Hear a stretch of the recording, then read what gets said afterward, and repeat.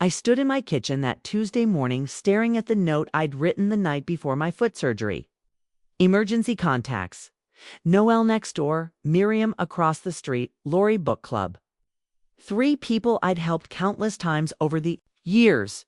3 people who promised they'd be there when I needed them most. I actually believed them. For 30 years, I'd been the one everyone called when they needed something organized. Someone advocated for, or a crisis managed with calm efficiency. I was Klara Orgden, the retired librarian who never said no to a neighbor in need. But as I sat there 6 weeks later, recovering from what should have been simple surgery, I learned a truth that shattered everything I thought I knew about friendship and community. When I needed help bringing in my garbage cans and picking up prescriptions, those same people I'd spent decades supporting suddenly found me amusing. What would happen next would change not just my life, but an entire town's understanding of what it means to truly help one another. Before we jump back in, tell us where you're tuning in from and if this story touches you. Make sure you're subscribed because tomorrow I've saved something extra special for you. The morning light filtered through my cottage's bay window, casting familiar shadows across the built-in bookshelves that had been my pride and joy for the past 15 years. Each shelf told a story, not just of the books I'd collected, but of the life I'd built in Millbrook Falls, Vermont. The bottom shelf held children's books I'd rescued from library purges. The middle shelves displayed local history volumes I'd helped research, and the top shelf showcased thank you gifts from families I'd helped over the years. A ceramic owl from the Hendersons after I'd organized their special needs son's school accommodation. A hand-carved wooden rose from Maria Santos, whose domestic violence case I'd quietly supported through the legal maze.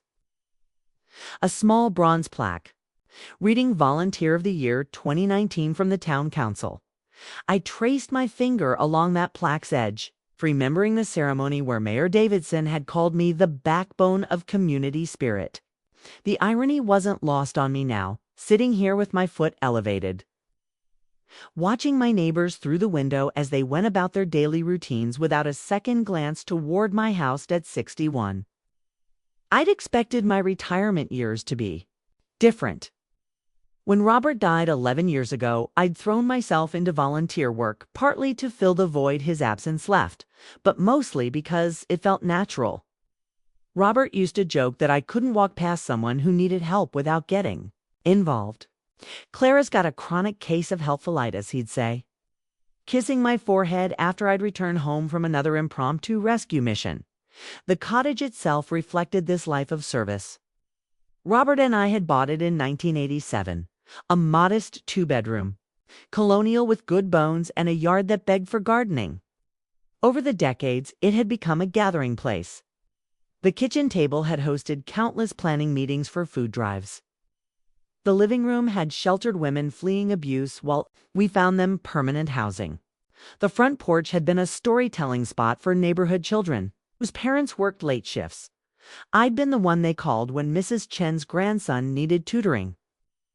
I'd organized the fundraiser when the Kowalski family lost their house to fire.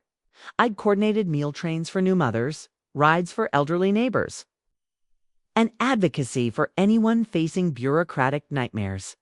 My phone number was passed around like a lifeline, and I'd worn that responsibility with pride. The surgery itself hadn't been dramatic. It's just a bunion removal and some tendon work that had been bothering me for years. Dr. Greaves had warned me about this 6-week recovery period, emphasizing that I'd need help with basic tasks. No weight bearing for the first 3 weeks. "Klara, you'll need someone to help with groceries, taking out trash, that sort of thing." I'd nodded confidently. After all, I had a network.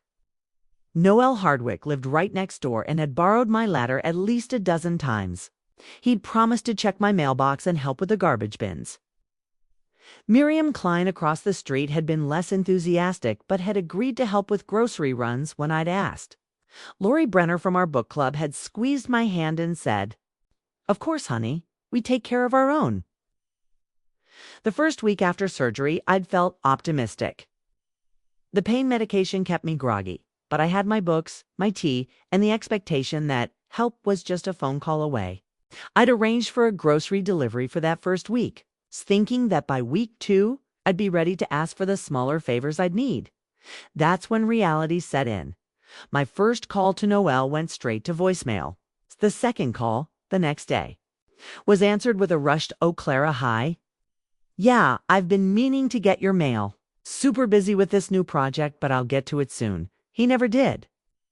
I watched from my window as he walked past my mailbox every day, sometimes glancing toward my house with what looked like irritation. Miriam was more direct. When I called about groceries, she sighed audibly. "Klara, I hate to say this, but I'm just not comfortable going to the store for other people right now. You understand?" I didn't understand, actually. She'd been grocery shopping for her own household throughout the pandemic and had never mentioned health concerns before. Lori's response was the most surprising. She didn't call back for 3 days, and when she finally did, her voice carried an edge I'd never heard before. "Klara, I think you're being a bit dramatic about this whole thing. It's just foot surgery. Maybe this is a good time to learn to be more independent." Independent. The word stung because it revealed how little she understood about my situation. Despite my detailed explanation of the medical restrictions, but more than that, it revealed how little she understood about me. I'd spent my entire adult life being fiercely independent while also being interdependent with my community. There's a difference between needing help and being helpless, but apparently that distinction was lost on people I'd considered friends. The real wake-up call came during week 3. I'd managed to hop to my mailbox using my walker against doctor's orders, because I was expecting an important insurance document. As I struggled with the latch, I heard laughter from Noel's backyard. He was hosting a barbecue, and through the fence gaps, I could see several neighbors I recognized. The conversation drifted over clearly. Acting like she's dying or something," someone was saying. I recognized the voice as belonging to Tom Bradley, whose son I'd tutored for free when he was failing algebra. "Right?" Noel's voice carried clearly. "She keeps leaving these pathetic voicemails. Could you just grab my mail? Like I'm her personal assistant." More laughter. My hand froze on the mailbox handle. Remember when she used to run everything? In this town, that was Miriam's voice. Now she can't even get her own groceries. "Maybe this will teach her some humility," Lori added. "She always acted like she was everyone's savior." I stood there for a moment, holding my insurance papers, feeling something shift inside me. Not just hurt, though there was plenty of that. Not just anger, though I felt that too. It was more like a fundamental recalibration of how I saw the world and my place in it. I made my way back to the house slowly. Not because of my foot, but because I needed time to process what I'd just heard. These weren't strangers gossiping about me. These were people whose lives I'd touched, whose problems I'd helped solve, whose children I'd supported. And in their eyes, my temporary vulnerability had transformed me from a helpful neighbor into a burden worthy of mockery. That evening, sat in my living room surrounded by the thank you cards and photos from years of community service, and I made a decision. I wasn't going to keep asking for help from people who clearly resented giving it. But I also wasn't going to let this experience make me bitter. I'd find another way forward, even if I couldn't see it yet. Outside my window, the sun was setting over Millbrook Falls, painting the sky in shades of amber and rose. The view hadn't changed, but my perspective had shifted completely. I was still Klara Orgden, retired librarian and community volunteer. But now I was also Klara Orgden, a woman learning that sometimes the most important help comes from the most unexpected places. The phone rang as I was settling into my evening routine of tea and reading. For a moment, my heart jumped with the old hope that maybe one of my neighbors was calling to check on me. Instead, I heard an unfamiliar voice, younger and slightly hesitant. "Ms. Orgden, this is Maggie Duval. I used to be in your library program when I was a kid." Maggie Duval, The name clicked immediately, bringing with it a flood of memories from nearly 20 years ago. A thin, serious girl with dark hair always falling into her eyes, who'd spent every afternoon after school in the children's section, reading with an intensity that seemed far too mature for her 13 years. "Maggie," I said, surprised by how warm my voice sounded after hours of silence. "Of course I remember you. How are you?" "Good. Well, look, I heard you had surgery. I work at Patterson's Market now, and Mrs. Patterson mentioned you'd called about grocery delivery. But they don't really do that for individuals. Anyway, I was wondering if you needed help with anything." I was quiet for a moment, not because I was hesitating, but because I was trying to process this unexpected kindness.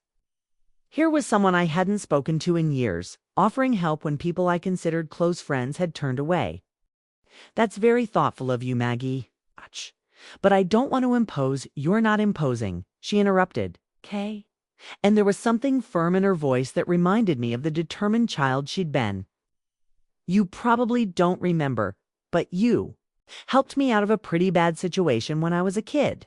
I never forgot that." I did remember, actually. Maggie had been one of those children who fell through the cracks. Not obviously abused enough to trigger automatic interventions, but clearly struggling. Her mother worked double shifts at the diner, and her father, well, her father had issues with alcohol and anger. Maggie had started staying later and later at the library, sometimes until closing. And I'd begun to suspect she was avoiding going home. One evening, I'd noticed bruises on her arm that looked distinctly like finger marks. That night, I'd made a difficult phone call to social services. The investigation that followed had been hard on Maggie initially, but ultimately it had led to her living with her grandmother and, eventually, to her father getting the help he needed. "I remember," I said quietly, "you were reading A Wrinkle in Time that week. You'd read it twice already, but you kept checking it out again. You noticed that?" I noticed everything about the kids who spent time in my library. It was my job to notice. There was a pause, and when Maggie spoke again, her voice was softer. "Well, now it's my turn to notice. What do you need?" And just like that, my isolation began to crack open. The screenshot arrived on a Thursday morning, during my 4th week of recovery, sent by someone whose name I didn't recognize, but whose intentions became immediately clear. It was a picture of a group chat called Maple Street Neighbors. That was apparently the main topic of conversation. The timestamp showed the messages had been sent 3 days earlier, right around the time I'd been struggling to get my garbage bins to the curb. I'd managed it eventually, using my walker and taking frequent breaks. But it had been an exhausting 20-minute ordeal that normally took 2 minutes. Noel Hardwick had started the conversation. "Anyone else getting the Queens? Daily requests for help. Miriam Klein. Oh my God, yes. She acts like we're her servants." I told her I wasn't comfortable with grocery shopping, and she seemed shocked. "Tom Bradley, wait till you hear this. She asked me to help move her car in the driveway because she can't reach the pedals with her cast. Like, lady, call a taxi." Lori Brenner, honestly, this whole thing feels performative. She's milking this surgery for all the attention she can get. Noel, right? Like, we all have problems. She's not special. Kirill Winters, remember when she used to organize everything? Now she can't organize getting her own mail, Miriam. Maybe this will teach her what it's like to actually need people instead of just pretending to help them to feel important. The conversation continued for several more exchanges, each one cutting deeper than the last. They'd created an entire narrative about my character, my motivations, and my situation that bore no resemblance to reality. According to them, I was manipulative, attention-seeking, and had only ever helped others to feed my own ego. I stared at the phone screen until the words blurred together. The person who'd sent me the screenshot had included a brief message. "Thought you should know what they're saying? You don't deserve this. A friend." I never found out who sent it, but I was grateful for their courage in showing me the truth. The physical pain of recovery was nothing. compared to this emotional devastation. These people had known me for years. They'd seen me show up for community events and snowstorms, coordinate help for families in crisis, and quietly support their own children and relatives through various challenges. Yet the moment I needed assistance, they decided I was somehow faking my vulnerability for attention. What hurt most wasn't even the mockery. It was the casual dismissal of decades of genuine service. According to their version of events, my years of volunteer work had been self-serving performance art rather than authentic care for my community. I saved the screenshot, though I wasn't sure why. Maybe as evidence of something, or maybe just because seeing it in writing made it real in a way that overhearing the backyard conversation hadn't. This wasn't just gossip or a moment of poor judgment. This was a deliberate, ongoing campaign to reframe my character in the most unflattering terms possible. That afternoon, Maggie arrived with groceries and immediately noticed my mood. "You look like someone stole your favorite book," she said, setting the bags on my kitchen counter. Over the past week, she'd fallen into a comfortable routine of stopping by after her shift at the market. What had started as grocery delivery had evolved into something that felt almost like friendship. "Someone stole something more important than a book," I said, showing her the screenshot. Maggie read it silently, her expression growing darker with each line. When she finished, she set the phone down carefully and looked at me with eyes that were both furious and sad. "These people are garbage," she said simply. "They're my neighbors. They're people I've known for years. That makes it worse, not better." She started unpacking groceries with more force than necessary. "You know what this reminds me of? It's the way people treated my mom when she was trying to leave my dad. Suddenly, everyone had opinions about what she should do and how she should do it, but nobody wanted to actually help." "It's not the same situation." "It's exactly the same situation," Maggie interrupted. "It's people feeling superior to someone who's temporarily vulnerable. It's people deciding that your need for help somehow diminishes you as a person."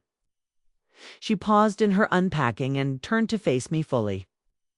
"Ms. Orgden, I need to tell you something. When I was 13 and everything was falling apart at home, you didn't just call social services and wash your hands of the situation. You checked on me. You made sure I had dinner on nights when my mom was working late. You helped me with homework when I was staying at my grandmother's and felt completely lost. You saw me as a whole person, not just a problem to be solved." Remembered those months clearly. Maggie had been so angry at first, feeling betrayed by my call to social services, even though it had ultimately helped her. It had taken patience and consistency to rebuild her trust. "That was my job," I said. "Librarians are supposed to look out for kids." "No," Maggie said firmly. "Your job was to manage books and run programs. Looking out for kids was something you chose to do because that's who you are.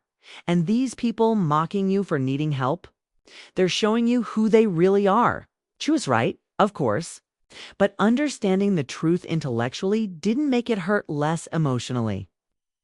"I keep thinking about all the times I helped them," I admitted. "Noel borrowed my car when his was in the shop for 2 weeks. I didn't charge him anything, not even for gas. Miriam's husband fell off their roof 3 years ago, and I organized the entire meal train. Lori's daughter needed letters of recommendation for college applications, and I spent hours crafting them. And now they're acting like you. Asking for help taking out garbage cans is some kind of outrageous imposition." Maybe they're right. Maybe I was too involved in everyone's business.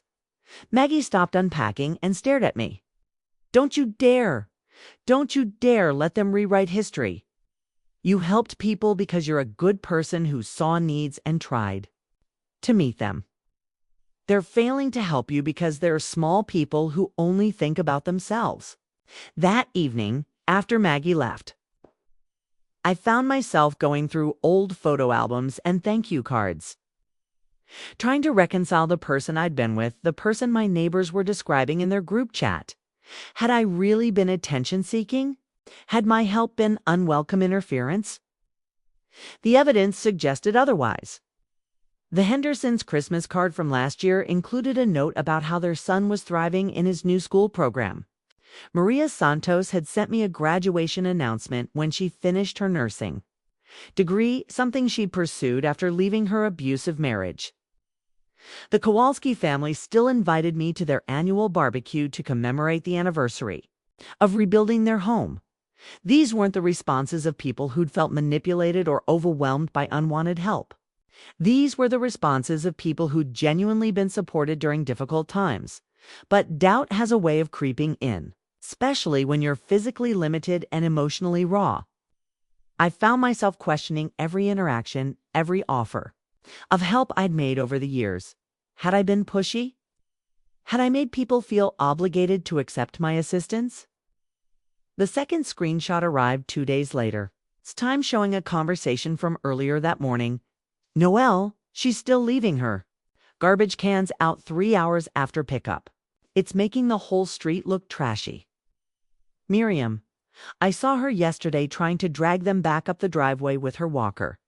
Pathetic, Tom Bradley. Should we say something? Lori, let her figure it out. Maybe it'll motivate her to get better faster. Carol Winters, or maybe she'll finally hire actual help instead of expecting us to be her servants.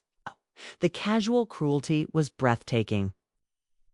These people could see me struggling with a basic task, and their response was mockery rather than the 30 seconds it would have taken to help.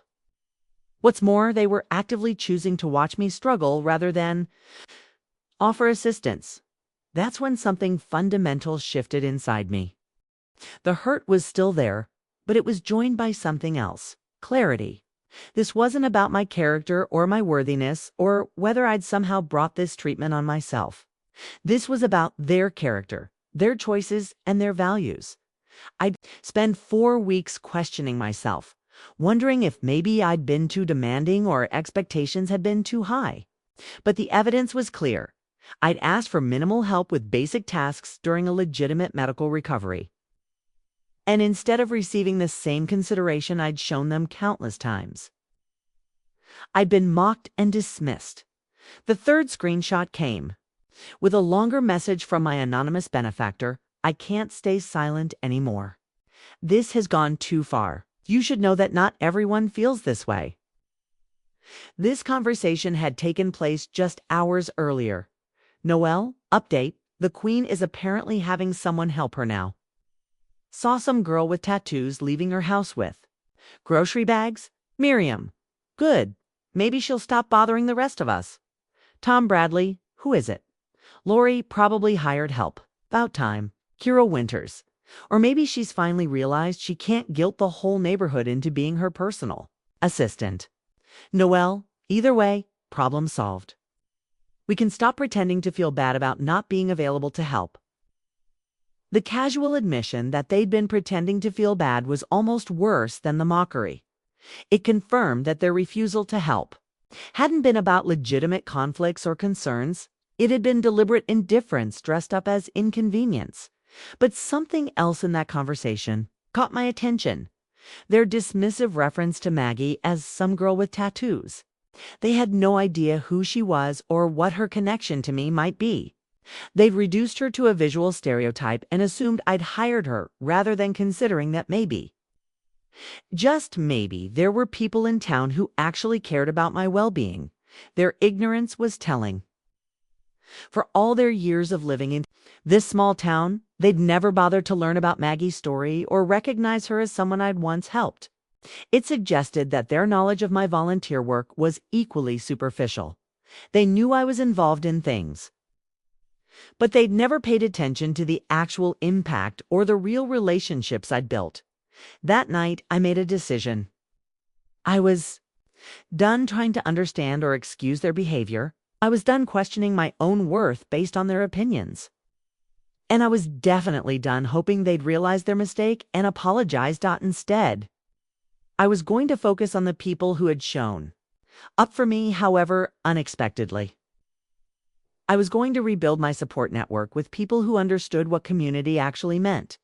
And I was going to remember that sometimes the most important thing you can learn about people is how they treat you when you're vulnerable.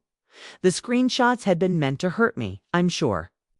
But ultimately, they'd given me a gift. Complete. Clarity about who my real friends were. And who they'd never been. The drawing was tucked inside an old library book that Maggie brought me during my 5th week of recovery. She'd been browsing my personal collection while I made tea, and when she pulled out my copy of A Wrinkle in Time, a piece of paper fluttered to the floor. "Oh," she said, bending to pick it up. "This is ... She stopped mid-sentence, staring at the paper with an expression I couldn't quite read. "What is it?" I asked, setting down the tea tray. She handed me the paper without a word. It was a child's drawing, clearly done with colored pencils on construction paper that had faded to a pale yellow over the years. The artwork showed a woman with brown hair sitting at a big desk surrounded by books, and a small girl with dark hair sitting across from her. Above them, in careful but uneven lettering, were the words, "Ms. Orgden is nice to me." I remembered the drawing immediately. Maggie had given it to me during her first week staying with her grandmother after the social services investigation. She'd been so angry then, feeling like her whole world had been turned upside down. And this simple picture had been her first tentative step toward trusting me again. "You kept it," Maggie said quietly. "Of course I kept it. I keep everything meaningful that children give me." She sat down heavily in the chair across from me, still staring at the drawing. "I was so mad at you back then." "I know. You had every right to be. Your life got very complicated very quickly, and I was part of that. But you were also the reason it got better." She looked up at me. "I never thanked you properly for that, Maggie." "You don't need to." "Yes, I do." Her voice was firm. "You need to hear this, especially after what those people said about you." She took a deep breath and set the drawing carefully on the coffee table between us. "After my dad got arrested, I was so confused. A part of me missed him, even though he scared me. Part of me was relieved, but I felt guilty about that. And part of me was furious at everyone. My mom for not protecting me sooner. My grandmother for being too old to understand. And you for making the call that changed everything." I nodded, remembering those difficult conversations in the library. "During that period, but you kept showing up. Every day after school, you'd be there. You never acted like I was broken or pitiful. You never asked me how I was feeling or tried to make me talk about things I wasn't ready to discuss. You just ... made space for me." The library was always supposed to be a safe space for children. It wasn't just the library, though. You made sure I had dinner when my mom was working late. You helped me catch up on schoolwork I'd missed. You drove me to counseling appointments when my grandmother couldn't. You treated me like I mattered, not like I was a problem to be managed. I remembered those months as one of the most challenging periods of my career. Maggie had needed consistency and patience. It's two things that don't always come naturally when you're dealing with a hurt and angry teenager. But something about her fierce independence and hidden vulnerability had reminded me of myself at that age. "You were worth the effort," I said simply. "That's what I'm trying to tell you. You saw worth in a kid that nobody else wanted to deal with. You invested time and energy in me when I was at my absolute worst, and look how it turned out." She gestured around my living room, and I realized she was referring to our current situation, her showing up to help me when my other friends had failed. "This isn't about returning a favor, Maggie. No, it's not. It's about recognizing good people and supporting them. You taught me what that looks like."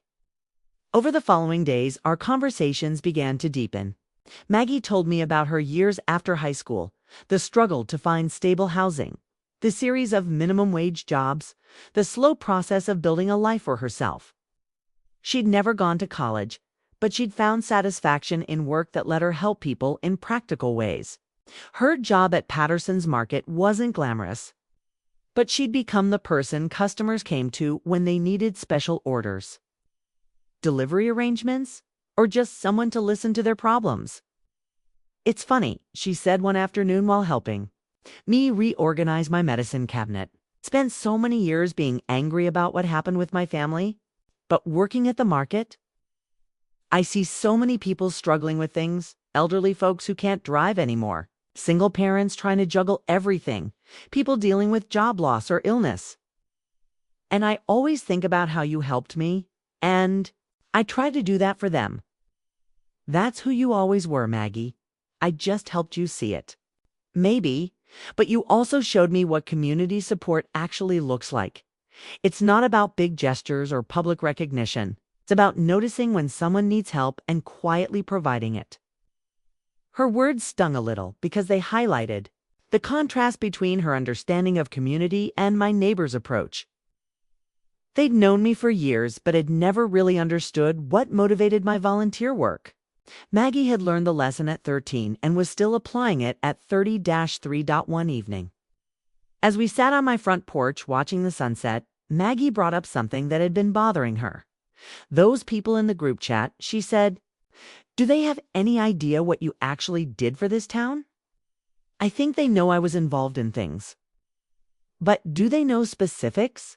Like, do they know you personally paid for the Henderson boys' tutoring when the school couldn't provide adequate support? Do they know you spent 3 months fighting with the insurance company to get Maria Santos the coverage she needed for counseling after she left her husband? I was surprised she knew those details. How do you know about that? 'Cause I pay attention. And because people talk. Mrs. Patterson knows everything that happens in this town. And she's told me stories about you that would make your neighbors ashamed of themselves if they had any shame. She paused, studying my expression. Think you helped people for the attention? But most of your help was completely anonymous, wasn't it? She was right. Many of my most meaningful interventions had been deliberately quiet. The scholarship fund I'd established for kids like Maggie, the grocery bills I'd quietly paid for families in crisis, the hours I'd spent on the phone with bureaucrats, advocating for people who didn't have the time or knowledge to navigate complex systems themselves. I didn't do it for recognition, I said. I know that. You did it because you couldn't not do it. Because when you see someone struggling, your instinct is to help. That's not a character flaw, no matter what they say. The conversation reminded me of something I'd forgotten in the midst of my hurt and confusion. My motivation for helping others had always been internal, not external. I helped people because it felt right, not because I expected praise or gratitude. The fact that my neighbors couldn't understand that motivation said more about them than it did about me that night. I found myself looking through other mementos I'd saved over the years. Drawings from children in my storytime programs. Q. Notes from families I'd helped. Photos from community events I'd organized. Each item told a story of connection and care that couldn't be reduced to the selfish motivations my neighbors had assigned to me. But more importantly, each item reminded me that there were people in the world who understood what I'd been trying to accomplish. People like Maggie who'd internalized the lesson that helping others is simply what decent people do when they have the capacity to help. As I prepared for bed that night, I realized something significant had shifted. The hurt was still there, but it was no longer the dominant emotion. Instead, I felt something like gratitude. Gratitude for Maggie's unexpected friendship. Gratitude for the reminder that my work had mattered. And gratitude for the clarity that came from finally understanding who my real community was. The drawing went back into my copy of A Wrinkle in Time. But not before I'd looked at it one more time. The little girl in the picture had captured something important. The simple truth that kindness matters, especially to people who need it most. That little girl had grown up to become a woman who understood that lesson and was passing it on to others, if that wasn't a successful outcome. For 30 years of community service, I didn't know what was. During my 6th week of recovery, I started keeping a journal. Not because my doctor recommended it, though she probably would have, but because I needed to process everything that had happened and everything I was learning about myself and my community. Dr. Greaves had been encouraging me to write throughout my recovery, suggesting that the isolation and betrayal I'd experienced might be easier to work through if I could examine my thoughts on paper. Initially, I'd resisted the idea, feeling like journaling was somehow self-indulgent given everything else going. Un- but as my physical healing progressed and my emotional healing began, found myself craving a space to think through the complex feelings I was experiencing. The first entry was simple. Day 42 post-surgery. Maggie brought soup again today. I'm starting to understand that accepting help doesn't make me weak. But the people I asked for help were too weak to give it. The second entry was longer. I keep thinking about the difference between helping and serving. I thought I was helping my neighbors over the years, but maybe I was serving them in a way that made them comfortable with taking without giving back. Okay? Maybe true helping creates reciprocal relationships, not one-way dependency. By the third week of journaling, my entries had become quite detailed. Saw Noel struggling with his garbage cans this morning. They were overflowing and some bags had split. My first instinct was to help, even though I'm still not supposed to be lifting anything heavy. I actually started to get up before I caught myself. Then I watched him struggle for 20 minutes to clean up the mess, getting increasingly frustrated and sweaty. He never once looked toward my house or seemed to remember that this was exactly the kind of situation where I used to automatically appear to help. The irony wasn't lost on me. I used to think that watching someone struggle when you could help was cruel. Now I'm learning that sometimes allowing someone to struggle with the consequences of their choices is necessary. Not as punishment, but as education. The journaling process was helping me understand something important about the dynamics in my relationships with my neighbors.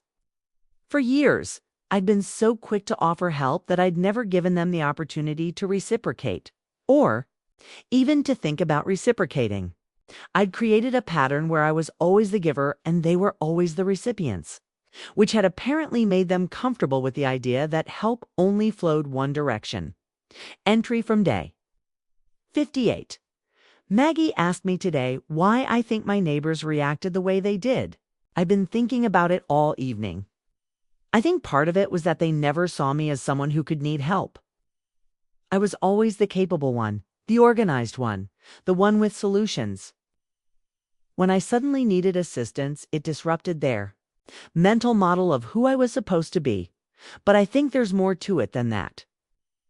I think they resented my competence and my willingness to help others, even while they benefited from it. My need for help gave them permission to express that resentment. Maggie said something interesting. People who are comfortable taking help but uncomfortable giving it don't actually want community. They want convenience. The journal entries also help me work through my feelings about the future. How would I interact with these neighbors going forward? How would I handle community volunteer work once I was fully recovered? Most importantly, how could I rebuild my sense of trust in others while still maintaining my desire to help? Day 65. Dr. Greaves asked me today if I was planning to continue volunteering once I'm fully healed. I told her I wasn't sure, and she looked surprised. Klara, she said, you can't let a few small-minded people rob the community of your gifts.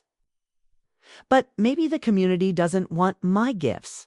Maybe I was projecting my own values onto people who don't share them. Then I remembered something Maggie said. The community isn't just the people who let you down. It's also the people who show up. She's right. Mrs. Patterson has been quietly checking on me through Maggie. The postal worker, Jerome, has been putting my mail inside the storm door instead of just stuffing it in the mailbox. Dr. Greaves has been calling personally instead of having her nurse do follow-ups. There is a community here. It's just not the one I thought I was part of. As my journaling continued, I began to see patterns in my thinking that surprised me. I'd been so focused on the people who'd disappointed me that I'd almost missed the people who'd stepped up. Moreover, I'd been defining community success by the approval of people who'd never really understood or valued what I was trying to accomplish. Day 72. I was looking through old photos today and found one from the Henderson family's celebration. Dinner after their son got into his first choice college.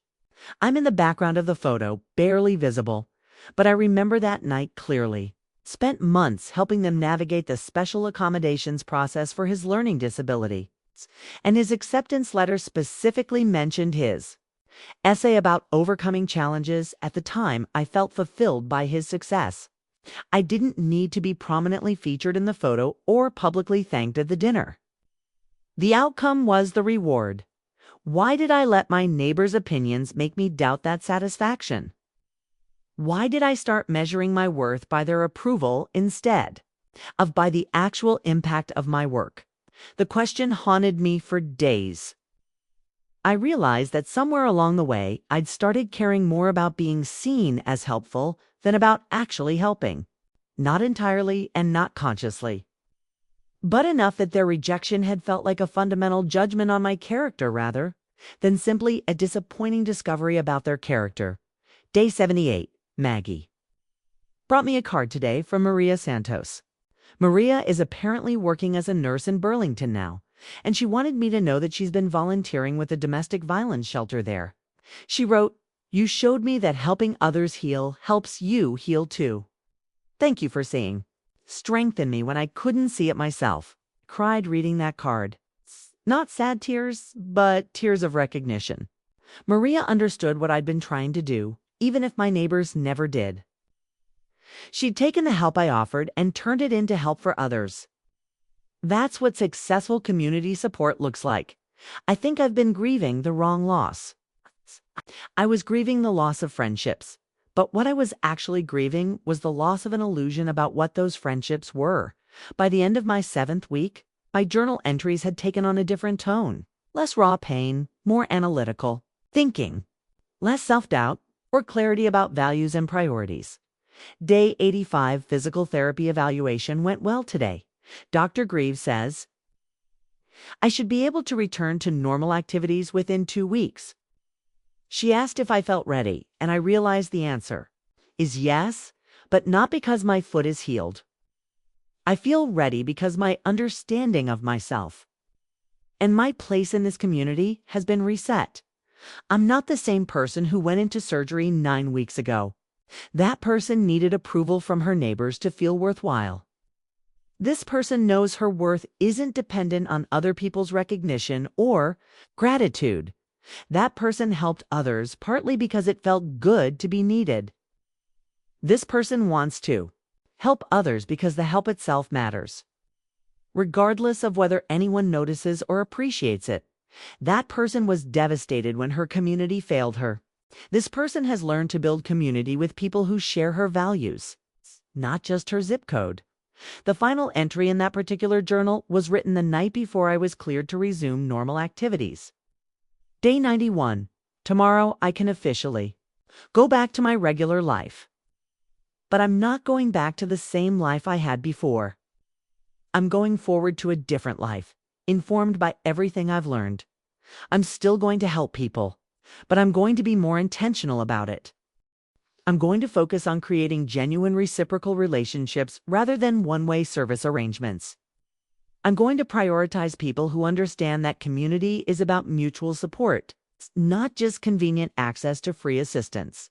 And I'm going to remember that sometimes the most important thing you can do for someone is show them what dignity looks like when the world is treating you poorly. Maggie taught me that lesson.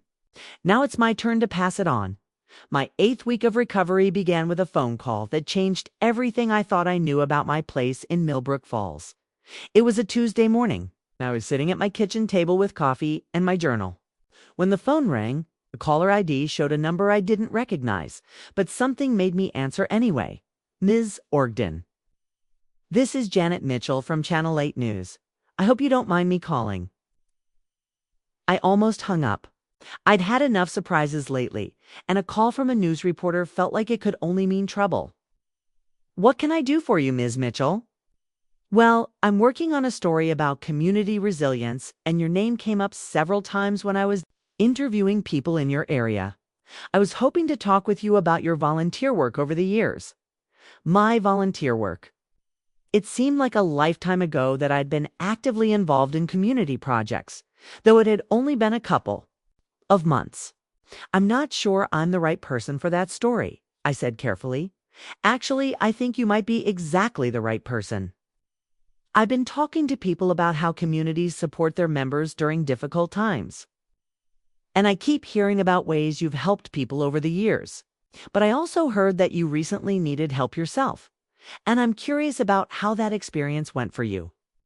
My stomach dropped. Someone had talked to a reporter about my situation. Someone had told a stranger about my surgery, my struggles, my neighbor's behavior. The humiliation felt fresh all over again.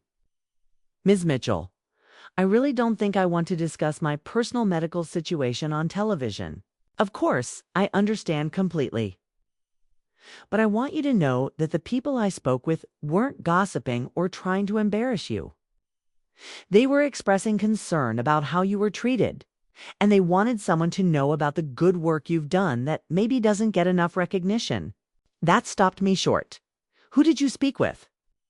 Well, I can't reveal sources, but I spoke with several business owners, a few families you've helped over the years, and some current and former students. They painted a picture of someone who's been quietly supporting this community for decades. I was quiet for a long moment, trying to process this information. While my immediate neighbors had been mocking me in group chats, other people in town had been talking to a reporter about my contributions to the community. Ms. Mitchell, can I ask how you even heard about me? Of course. I was interviewing Dr. Penelope Greaves about healthcare access in rural communities. And she mentioned that one of her patients exemplified the kind of community spirit that makes small towns work. She said this patient had spent years helping others navigate bureaucratic challenges. But when the patient needed help during a medical recovery, some of the same people she'd helped weren't available to return the favor. Dr. Greaves, I should have known.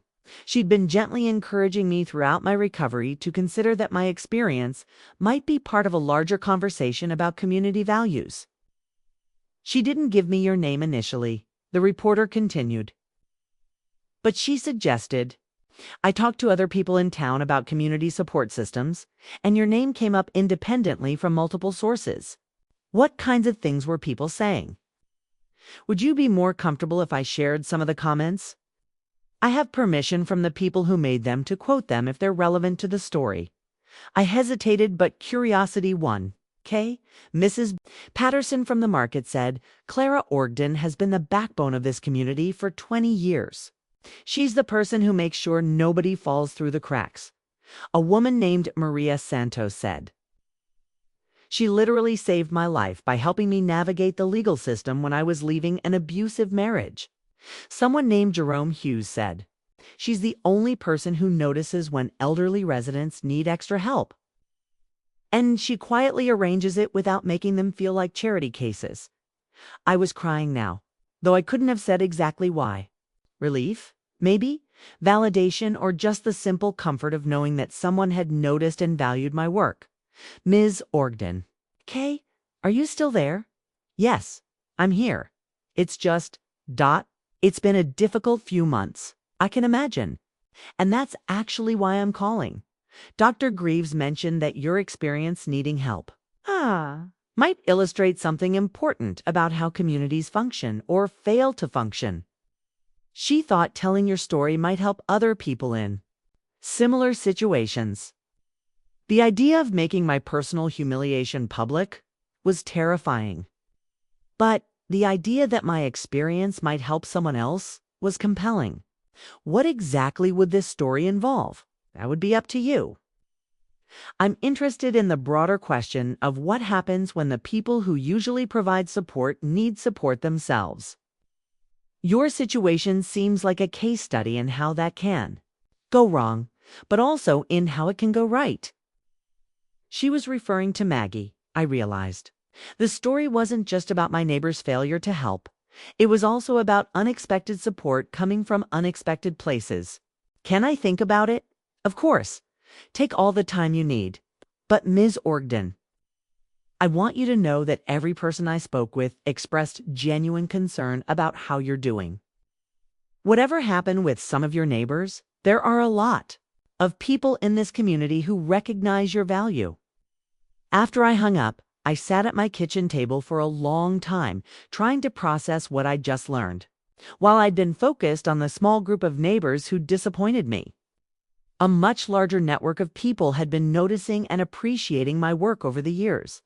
More importantly, some of those people had been concerned enough about my treatment to speak up to a reporter. They'd taken the initiative to make sure someone knew about both my contributions and my recent struggles. I called Maggie at work and told her about the conversation. "That's amazing," she said. "Are you going to do the interview?" "Not sure. Feels strange to talk publicly about something so personal. But maybe it's not just personal. Maybe what happened to you happens to a lot of people, and talking about it could help them feel less alone." That afternoon, I decided to take a walk around town for the first time since my surgery. Dr. Greaves had cleared me for limited activity. I needed to get out of the house to think. The walk was revelatory. I'd forgotten how much I loved the simple act of moving through my neighborhood, noticing the small changes and seasonal shifts. But more than that, I was surprised by how many people stopped to greet me. Jerome Hughes, my postal worker, saw me from across the street and came over. To check on my recovery, Mrs. Patterson waved from the market window and gestured for me to come in. 3 different people I barely knew, including a young mother. I'd helped find childcare resources 2 years ago, stopped to ask how I was feeling by the time I returned home. I had a different perspective on my place in the community. Yes, my immediate neighbors had failed me, but they represented a small fraction of the people I'd interacted with over the years. The larger community, people whose names I knew but who weren't part of my daily social circle, seemed to have a very different view of me and my contributions. That evening, I called Dr. Greaves. "Penny," I said, "I heard you talk to a reporter about community support systems." She laughed. "I was wondering when you'd figure out it was me." "Are you angry?" "No, I'm grateful. But I'm also confused." "Why did you think my story was worth telling?" "Because what happened to you is wrong, and it happens more often than people realize. Because you've spent decades showing this community what good citizenship looks like, and when you needed that same citizenship shown to you, some people failed spectacularly. And because I think other people need to see that it's possible to handle that kind of disappointment with dignity. I haven't been feeling very dignified lately. Klara, you've been handling this situation with more grace than I would have managed. You haven't badmouthed anyone publicly. You haven't withdrawn from the community entirely. You've found new sources of support, and you've maintained your commitment to helping others. That's dignity." Her words helped me see my situation from a different angle. I'd been so focused on my emotional pain that I hadn't recognized my own resilience and grace. "Under pressure, do you think I should do the interview?" "I think you should do whatever feels right to you. But I also think there are people out there who need to hear that it's possible to survive this kind of betrayal and come out stronger." The next morning, I called Janet Mitchell back and agreed to the interview with conditions. I wanted to focus on the positive aspects of community support rather than dwelling on the negative. I wanted to highlight people like Maggie who'd stepped up unexpectedly. And I wanted to talk about what I'd learned about resilience and community building. "That sounds perfect," she said. "When would be a good time to meet?" As I scheduled the interview, I realized something important had shifted in my thinking. I was no longer seeing myself as a victim of my neighbor's cruelty. I was seeing myself as someone who'd learned valuable lessons about community, resilience, and the importance of choosing your support network carefully. The story I was going to tell wasn't just about being let down by people I'd trusted. It was about being lifted up by people I'd underestimated. And about discovering that real community exists wherever people commit to caring for each other genuinely. Telling and preparing this story took us a lot of time. So if you are enjoying it, subscribe to our channel. It means a lot to us. Now back to the story. That evening, started a new journal entry. Day 87, I'm going to tell my story publicly. Not because I want revenge or sympathy, but because I want other people to know that it's possible to rebuild after betrayal.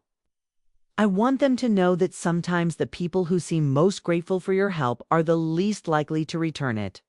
But that doesn't mean you should stop helping. It just means you should be more intentional about who you build community with. Most importantly, I want people to know that dignity isn't about never needing help.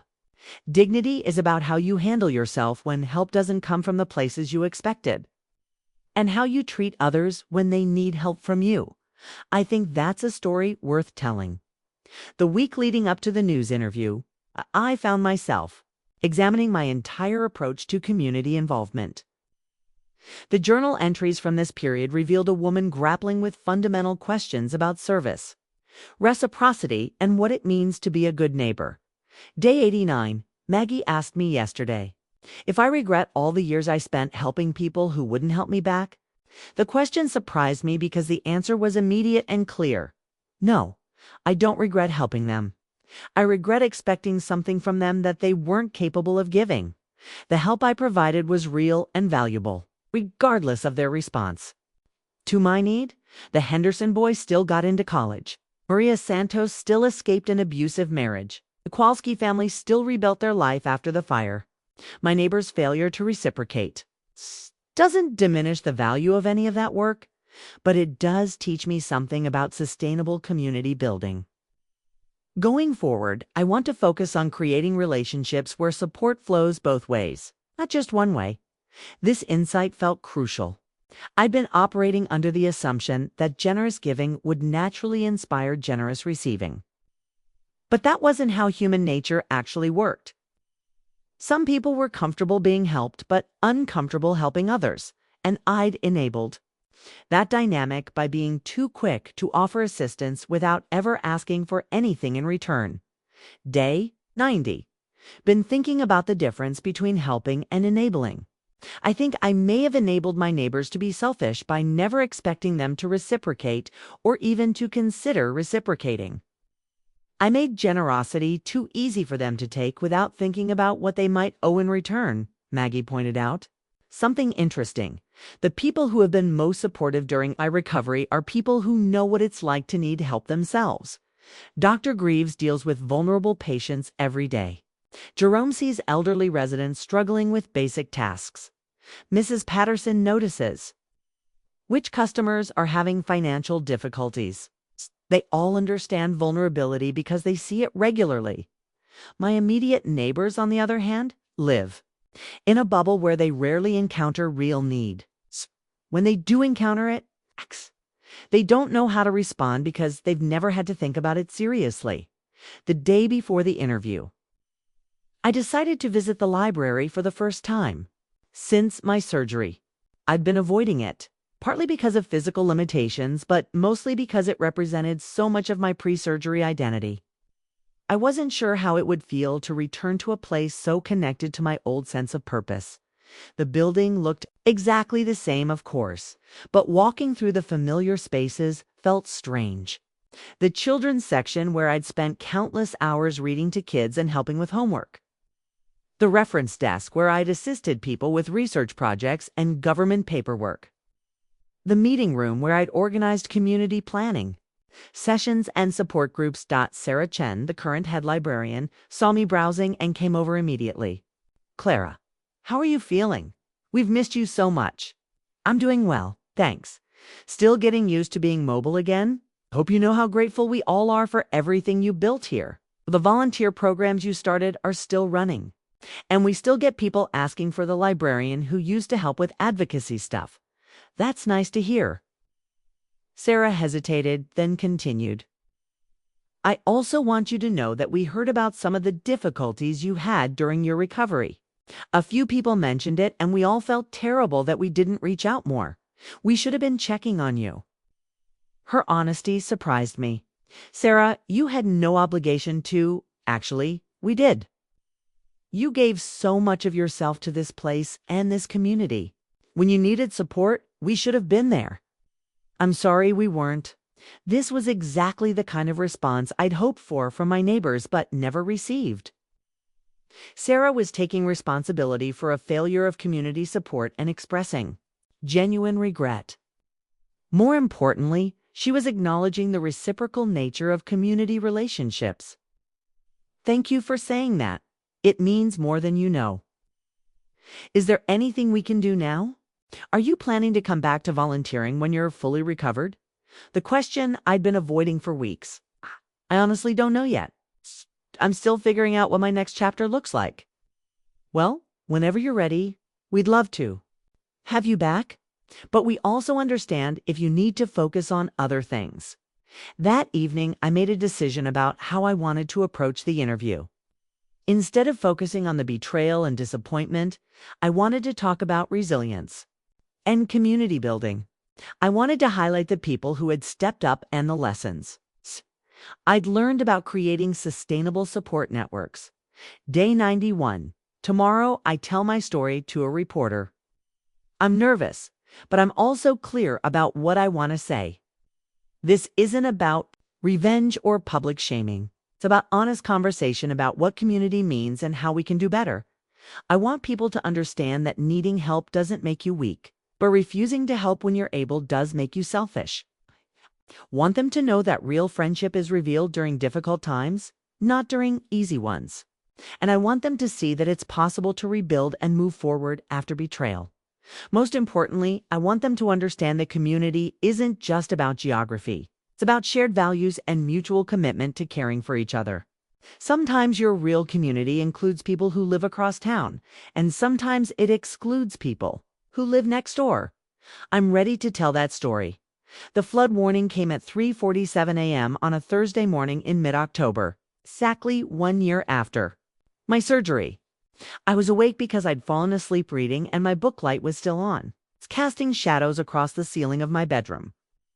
The emergency alert sound jolted me fully awake, and I fumbled for my phone to read the message. Flash flood warning. The National Weather Service has issued a flash flood warning for Millbrook Falls and surrounding areas. Heavy rains have caused the Mill River to exceed flood stage. Residents in low-lying areas should seek higher ground immediately. Emergency shelters are being established at the high school and community center. I sat up in bed, instantly alert. After 30 years in Millbrook Falls, I knew exactly what this meant. The Mill River ran directly through the center of town, and when it flooded, it didn't just cause water damage, it cut the community in half, making rescue and relief efforts incredibly complex. My cottage sat on higher ground, so I wasn't in immediate danger.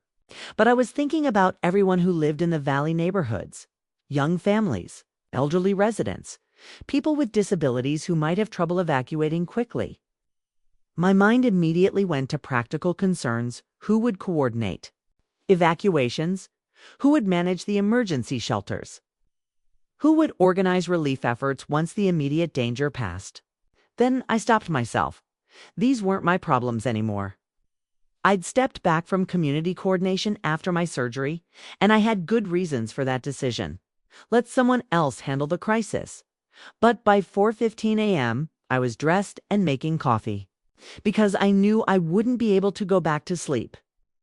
And by 4:30, I was checking news updates and emergency management websites. Because old habits die hard, the situation was worse than I'd initially realized. The river had risen 4 feet above flood stage in just 2 hours, and the rain was continuing. Several roads were already impassable, and emergency responders were having trouble reaching some of the hardest hit areas. My phone rang at 5:20 a.m. The caller ID showed Maggie Duval. "Are you seeing this?" she said without preamble. "The flood?" "Yes, I'm watching the updates." "Okay? I mean, are you seeing the chaos? They have no idea what they're doing. There's no coordination between the emergency shelter at the high school and the one at the community center. People are showing up with pets and being turned away because nobody thought about pet accommodations. The Red Cross truck can't get through to deliver supplies because nobody's managing traffic flow." I could hear the frustration in her voice, and I understood it. Maggie had learned from me the importance of systematic crisis response, and she was watching a disaster unfold. Not just because of the flood, but because of poor emergency management. "Where are you?" I asked. "At the high school. I came down here around 4 to see if they needed volunteers, and it's complete chaos. They have 3 different people claiming to be in charge. Nobody has a master list of evacuees, and there, running out of basic supplies because nobody anticipated how many people would need shelter. What about the emergency management coordinator? Jim Morrison is apparently out of town at his daughter's wedding. His backup is a 25-year-old who's never dealt with anything bigger than a power outage. She's trying her best, but she's completely overwhelmed. I could picture the scene clearly because I'd dealt with similar situations before. Emergency management looks straightforward on paper, but in reality, it requires experience, calm decision-making, and the ability to coordinate multiple moving parts simultaneously. Klara, Maggie said, they need someone who knows what they're doing. They have people they don't, though. Not really. And people are starting to panic because it's obvious that nobody's in control. I was quiet for a moment, wrestling with conflicting impulses. Part of me wanted to rush down there and take charge, because I had the experience and knowledge to help. But another part of me remembered the group chat screenshots, the mockery, the casual dismissal of my need for help just 1 year ago. Why should I help them? I asked, surprised by the bitterness in my own voice. Because they need help, Maggie said simply. Okay. Because that's who you are, is it though? Okay. Maybe I should let them figure it out themselves. Okay. Maybe they need to learn what it's like when the person who usually organizes everything isn't available. Klara. Maggie's voice was gentle but firm. You're not doing this for them. You're doing it because there are kids here who are scared, and elderly people who need medication, and families who don't know if their houses are still standing. You're doing it because it's the right thing to do. She was right, of course. But that didn't make the decision easy. Besides, she added, this might be exactly the opportunity you need. Opportunity for what? To show them what they lost when they decided you weren't worth their time. After I hung up, I stood in my kitchen for a long time watching the rain pound against my windows and thinking about what kind of person I wanted to be. I could stay home, safe and dry, and let my neighbors deal with the consequences of their poor emergency planning. I could take satisfaction in their struggles and feel vindicated that they finally needed me again. Or I could do what I'd always done, show up when people needed help, regardless of whether they deserved it or had earned it. The decision, when I finally made it, felt inevitable. I gathered my emergency management binder, a comprehensive resource I'd developed over years of volunteer work that included contact lists, supply inventories, and detailed protocols for various crisis scenarios. I loaded a box with basic supplies I kept on hand: batteries, first aid materials, emergency food, and warm blankets. And I drove through the flooded streets to the high school. The scene at the shelter was exactly as chaotic as Maggie had described. The gymnasium was packed with evacuees, but there was no clear system for check-in. No designated areas for families versus individuals, and no quiet space for children or people who needed rest.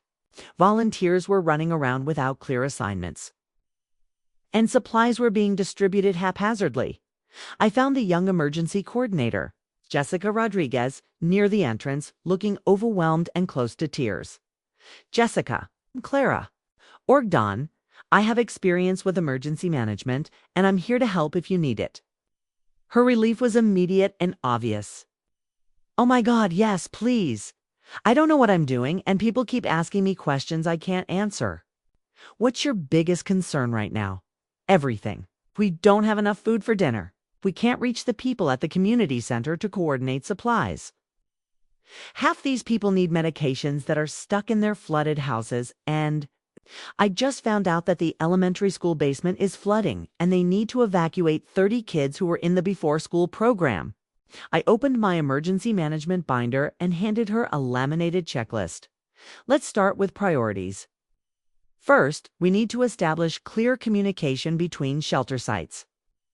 Then we need to organize intake and tracking systems. Then we tackle supply distribution and special needs. You have a checklist for this? I have checklists for everything. Over the next hour, I helped Jessica implement basic emergency management protocols. We set up a proper check-in system, established communication with the community center shelter, organized volunteers into teams with specific responsibilities, and created a system for tracking and addressing special needs. But what happened? Next surprised me. Around noon, Noel Hardwick arrived at the shelter, soaking wet and looking panicked. His basement had flooded, destroying his furnace and water heater, and he needed somewhere to stay while he figured out what to do. When he saw me coordinating relief efforts, his expression went through a series of changes: surprise, embarrassment, and finally, something that looked like shame. He approached me hesitantly.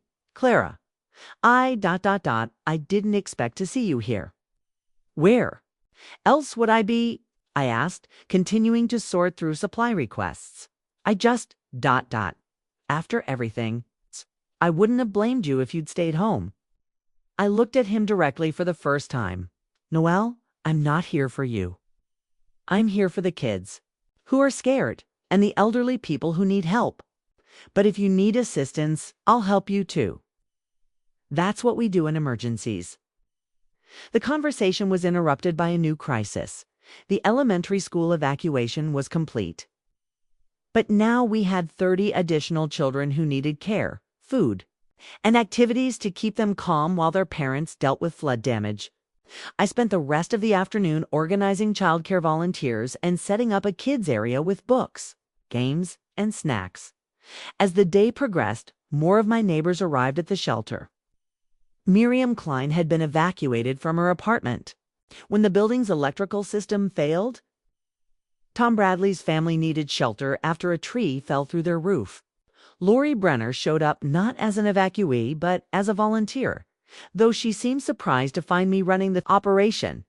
Each interaction followed a similar pattern: initial surprise at seeing me there, followed by what looked like embarrassment, or shame, followed by grudging appreciation for the help I provided. None of them apologized directly, but their behavior suggested they understood the irony of the situation. By evening, the immediate crisis had stabilized. The rain had stopped, the river was beginning to recede, and emergency services had reached most of the affected areas, but the work was far from over. Tomorrow would bring damage assessment, insurance coordination, cleanup efforts, and a long process of helping people rebuild their lives. As I prepared to leave the shelter that night, Jessica pulled me aside. "Klara, I can't thank you enough for today. You probably saved lives by getting organized relief efforts up and running so quickly. You would have figured it out, okay? Maybe, but not fast enough, and definitely not as efficiently." She hesitated. "Can I ask you something? Why did you come?" "I heard that you'd stepped back from volunteer work after some problems with neighbors." I thought about her question for a moment. "'Cause when people need help, you help them if you can. It's really that simple. Even when those people haven't been good to you, especially then. That's how you show them what they should have been doing all along." As I drove home through the damaged streets of Millbrook Falls, I realized that the flood had given me something. I hadn't expected clarity about who I wanted to be going forward. I wasn't going to let other people's behavior determine my own. I wasn't going to stop helping people because some people had failed to help me, but I was also going to be more intentional about building relationships with people who understood that community support flows both ways. The flood had shown me exactly who those people were. The 3 days following the flood were a masterclass in community organization. And for the first time in over a year, I felt completely in my element. I'd forgotten how satisfying it was to solve complex logistical problems, coordinate multiple groups of volunteers, and see immediate, tangible results from organized effort. I set up my coordination headquarters in the high school cafeteria, using folding tables to create stations for different aspects of flood relief: damage assessment, insurance assistance, volunteer coordination, supply distribution, and temporary housing placement. My emergency management binder had evolved into an entire system of colored folders, contact lists, and tracking sheets that allowed us to manage the needs of over 200 affected families. Maggie had taken vacation. It's time from the market to help full-time. And she'd proven to be brilliant at logistics. She created a digital inventory system that tracked donations and matched them with specific needs in real time. When someone donated winter coats for children, she could immediately identify which families needed them and arrange delivery within hours. You know, she said on Friday afternoon as we sorted through a massive donation of household goods. "This is the first time I've seen you really happy since your surgery." She was right. Despite the exhausting 16-hour days and the heartbreaking stories of loss we were hearing, I felt energized and purposeful in a way I hadn't experienced in months. I'd forgotten how much I love this work, I admitted.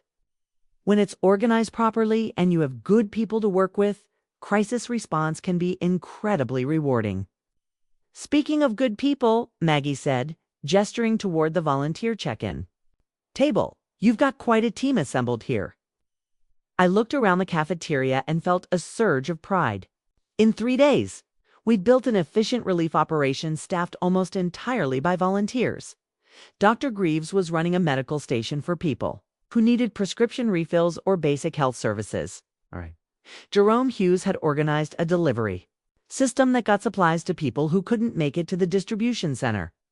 Mrs. Patterson had set up a food service that was providing hot meals to both evacuees and volunteers. But what struck me most was the diversity of our volunteer base. These weren't just the usual suspects who showed up for community events.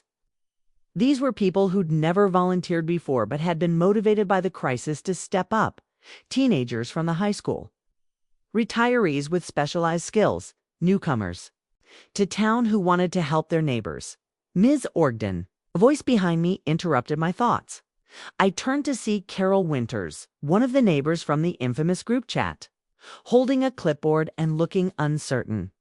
"Yes, Carol, I was wondering. I know you're coordinating everything here, and I wanted to volunteer to help. If you think I could be useful, this was interesting." Carol had been one of the most vocal participants in the group chat mockery, but here she was asking to be part of the relief effort I was running. "What kind of skills do you have?" I asked, keeping my voice neutral. "I'm good with computers, and I used to work in customer service. I could help with data entry or answering phones or whatever you need." I studied her for a moment.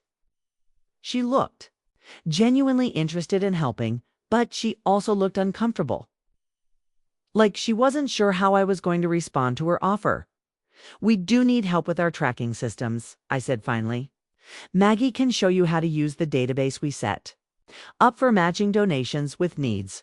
"Thank you," she said, and there was relief in her voice. "And Klara, I want you to know, what you've organized here is really impressive. The whole town is talking about how well you've handled everything." I nodded acknowledgement, but didn't respond directly. I wasn't ready for apologies or explanations. And I sensed that pushing for them would just create awkwardness that would interfere with the work we needed to do. But Carol's arrival marked the beginning of a pattern. Over the next 2 days, all of my former neighbors showed up at various times to volunteer. Noel appeared Saturday morning with his truck, offering to help with furniture deliveries. Miriam brought a large donation of cleaning supplies and asked if she could help with the supply distribution.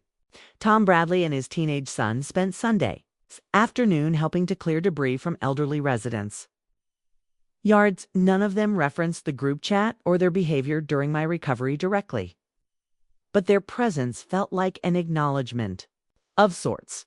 They were participating in the relief effort I was running, accepting my authority in this situation, and contributing their time and energy to work I was coordinating. The most significant arrival was Lori Brenner on Sunday evening. She approached me as I was reviewing the next day's schedule with my core team of volunteers. "Klara, do you have a minute to talk?" I looked at her carefully. Lori had been the one whose words had hurt most during my recovery. Her suggestion that I was being dramatic and needed to learn independence had felt like a betrayal of our friendship. "What can I do for you, Lori?" "I want to help with the relief effort, but I also want to apologize for how I acted when you were recovering from surgery. For what I said, for not being there when you needed help." This was the first direct apology I'd received from any of my neighbors, and I wasn't sure how to respond. "I appreciate that," I said finally. "No, that's not enough. I need to explain myself because I don't think you understand why I acted the way I did. I was tired and still had several hours of work ahead of me, but something in her tone made me pause. Okay? I was jealous, she said simply, of how respected you were in the community, of how people turned to you when they needed help, of how competent and organized you always seemed. When you had surgery and suddenly needed help yourself, I saw it as, I don't know, proof that you weren't as together as everyone thought. Her honesty surprised me. Instead of seeing it as an opportunity to support someone who'd supported so many other people, I saw it as you finally getting brought down to everyone else's level. And that's ugly and small, and I'm ashamed of it. I was quiet for a moment, processing her words. But watching you this week, she continued, seeing how you've handled this crisis, how you've organized everything so efficiently, how you've helped people who weren't good to you, ... It's made me realize what I lost when I decided to be petty. Instead of supportive, what you lost? Your friendship, your respect, the chance to be part of something important. She gestured around the organized relief operation. This is who you really are, Klara. And I was too jealous and insecure to see it before. I studied her face, looking for signs of manipulation or self-serving motivation, but she seemed genuinely remorseful. Thank you for saying that, I said. It means something to hear an actual explanation. Does it mean I can help? With the relief work, I considered the question carefully. I'd learned over the past year to be more selective about who I invested my time and energy in, but I'd also learned that people could change and grow. Lori's apology felt genuine, and I believed in second chances. Yes, I said, we need help with insurance coordination. A lot of people are confused about how to file claims and what documentation they need. Are you interested in learning that system? Absolutely. As Lori walked away to find Maggie for training, I realized something important had shifted. For the first time since my surgery, I felt like I had real choices about how to handle my relationships with my neighbors. I could hold grudges, or I could allow people to earn their way back into my good graces through actions rather than words. But I was also clear that any rebuilt relationships would be different from the old ones. I wasn't going to go back to being the person everyone turned to for help while never expecting help in return. Going forward, my community involvement would be with people who understood that community support is reciprocal. The flood relief effort was showing me exactly who those people were. Maggie, who dropped everything to help coordinate. Dr. Greaves, who'd volunteered her medical expertise. Jerome Hughes, who'd organized supply deliveries without being asked.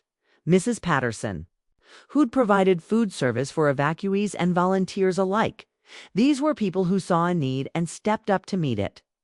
Not because they expected recognition or reward, but because that's what community members do for each other. Monday morning brought a new challenge. The State Emergency Management Agency was sending a team to assess our relief efforts and determine what additional support might be needed. I'd worked with state teams before, and I knew they could be either helpful or bureaucratic obstacles, depending on how well-organized local efforts were. Are you nervous? Maggie asked as we prepared for the state team's arrival. No, I said, and I realized I meant it. We've done good work here. We have documentation for everything, clear systems for all our operations, and measurable results. If they want to take over coordination, they're welcome to try, but they'll discover pretty quickly that we know what we're doing. The state team arrived at 10 a.m. sharp. 3 officials with clipboards and serious expressions, clearly expecting to find the usual post-disaster chaos. Instead, they found a well-organized operation with clear leadership, efficient systems, and comprehensive documentation. The team leader, a woman named Patricia Hawkins, spent 2 hours reviewing our procedures and interviewing key volunteers. When she finished, she asked to speak with me privately. Ms. Orgden, I have to say, this is one of the most impressive local relief operations I've seen. You've managed to coordinate resources, track needs, and provide services at a level that usually takes us weeks to establish. Thank you. We had a good team and clear priorities. I'm curious about your background. Do you have professional emergency management experience? No, just years of volunteer work and crisis response. She shook her head in amazement. Well, whatever your background, you've done exceptional work here. The state's role at this point is to support what you've already built, not to replace it. As the state team left, I felt a deep sense of satisfaction.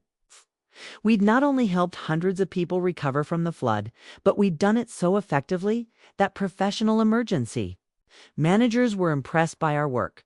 More importantly, I'd rediscovered my sense of purpose and my place in the community, but it was a different place than I'd occupied before. One based on mutual respect and reciprocal support rather than one-way service. That evening, as I sat in my kitchen reviewing the week's relief efforts, I realized the flood had been a gift of sorts. Not the disaster itself, obviously, but the opportunity it had provided to rebuild my role in the community on my own terms. I'd shown up during a crisis and provided the leadership and expertise that was desperately needed. I'd worked with volunteers who understood the value of organized effort and mutual support. And I demonstrated to my neighbors what they'd lost when they decided I wasn't worth their time during my recovery. But perhaps most importantly, proven to myself that my desire to help others hadn't been diminished by their failure to help me. If anything, the experience had made me more intentional about how and when and with whom I chose to build community. Tomorrow, the real work of long-term recovery would begin. Insurance claims, reconstruction planning, trauma counseling, economic support for displaced families would be months before the community fully recovered from the flood. I knew I'd be part of that recovery effort. But I'd be part of it as someone who understood her own worth and insisted on reciprocal relationships. The flood had washed away more than just buildings and belongings. It had also washed away my old assumptions about community and revealed the foundations of something stronger and more sustainable. The town meeting was scheduled for Thursday evening, exactly 1 week after the floodwaters had receded. What started as a routine emergency debrief had evolved into something much larger, a community conversation about values, leadership, and how we treat each other during difficult times. I arrived at the high school auditorium 30 minutes early, wanting to set up my materials and prepare for what I suspected would be an emotionally charged evening. The meeting would cover 3 main topics: assessment of flood damage and recovery progress, evaluation of emergency response effectiveness, and discussion of lessons learned for future crisis preparation. But I knew the real conversation would be about much more than disaster management. The auditorium filled quickly, with over 300 residents attending the largest town meeting turnout in years. I recognized faces from the flood relief effort, but also many people I hadn't seen since before my surgery. Word had spread about the success of our volunteer relief operation, and people were curious about how it had been organized and what it meant for future community initiatives. Mayor Davidson opened the meeting with a summary of flood damage and recovery status. 37 homes had been severely damaged. 12 businesses had been flooded, and infrastructure repairs would cost an estimated $2.3 million. But thanks to rapid response and effective relief coordination, there had been no injuries and no long-term displacement of residents. Now, the mayor continued, I want to talk about our emergency response. As many of you know, our emergency management coordinator was out of town during the flood, and our backup coordinator was overwhelmed by the scale of the crisis. But what happened next was remarkable. He paused and looked directly at me. Klara Orgden stepped in and organized what state officials have called one of the most effective local relief operations they've ever seen. In 3 days, working with volunteers, she coordinated shelter for 200 people, organized distribution of donations, managed damage assessment, and established systems that helped families navigate insurance and recovery processes. Applause filled the auditorium, and I felt my cheeks warming. I hadn't expected public recognition, and part of me was uncomfortable with it. But another part of me appreciated the acknowledgement after the difficult year I'd had. But here's what I want everyone to understand. The mayor continued. Klara didn't have to step in. She could have stayed home safe and dry and let us figure it out ourselves. She chose to help because that's who she is. I think we need to talk about what that means for our community. He yielded the microphone to Jessica Rodriguez, the overwhelmed emergency coordinator who'd been so grateful for my assistance. I want to be honest about what happened, Jessica said. I was in over my head. I had good intentions, but not enough experience.